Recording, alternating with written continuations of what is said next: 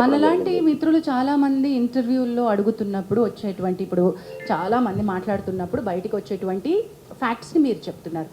మనం ఏంటంటే ప్రతిదీ సుమోటోగా తీసుకోవడానికి ఇక్కడ కమిటీ లేదు, మీకు తెలిసిన విషయమే. చట్టాలు చేసేదే సుమోటోగా చేయలేకపోతున్నాం. ఇక్కడ మెకానిజమ్స్ తగినన్ని, ఇందాక నేను చెప్పినట్టు మళ్ళీ చెప్తున్నాను, మనకి తగినట్టుగా సరిపోయినన్ని తగిన మెకానిజమ్స్ మన దగ్గర మనం క్రియేట్ చేసుకోవాలి.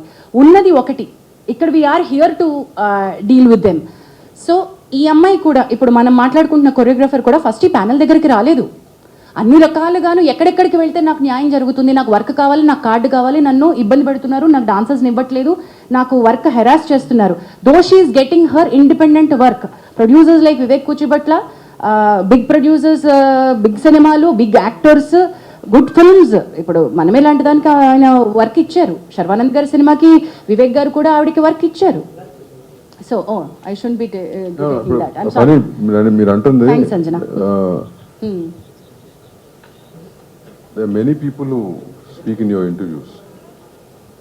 వాళ్ళు గనక over it is speaking, they can come and put in a letter here. Definitely we'll take it up. So until and unless they are approaching you guys, no, how do we take it? We don't know. No. We can't just take it. We can't just take it like that, Panigaru. They have to approach us. Approach us in the sense, complaint రూపం రావాలి. పనిగారు, మీకు ఒకసారి నేను మనం WCC అప్పుడు మాట్లాడినప్పుడు మీకు ఏం చెప్పాను, మీకు ఎవరన్నా వచ్చినప్పుడు నాకు ఫార్వర్డ్ చేయండి సార్ కంప్లైంట్ వచ్చినప్పుడు అన్నాను.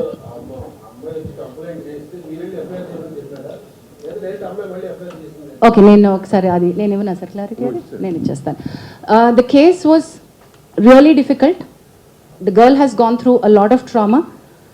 The child at the time that she was a minor. ఆ అమ్మాయి ఎక్స్ప్లెయిన్ చేసినటువంటి course is a period between 16 to 21 జరిగినటువంటి హారాస్మెంట్. అది సిస్టమిక్గా జరిగింది. How it started, how it ended, మధ్యలో చాలా స్టోరీ ఉంది. ఇది కేవలం sexual harassment at work place under one పవర్లో ఉన్నటువంటిది మాత్రమే కాదు, దీనిలో అదర్ లీగల్ కోర్సెస్ కూడా చాలా చాలా ఇంపార్టెంట్గా తీసుకోవాల్సింది ఉంది. So the committee has every right to say you have to seek a legal respite. ఒకవేళ అమ్మాయి దగ్గర కనుక లీగల్ హెల్ప్ తీసుకోవడానికి, మెడికల్ హెల్ప్ తీసుకోవడానికి, పోలీస్ హెల్ప్ తీసుకోవడానికి తగినంత బలం లేకపోతే ఈ కమిటీ తన ఎంప్లాయర్, చట్టం ఏం చెప్తుందంటే ఎంప్లాయర్ అంటుంది, కానీ ఇక్కడ ఒక ఎంప్లాయర్ని మనం చూపించలేం. కాబట్టి ఆ కమిటీ ఆ అమ్మాయికి హెల్ప్ చేయగలగాలి, అమ్మాయి కేసులో రకరకాల హెల్ప్ ప్రొవైడ్ చేయగలగాలి.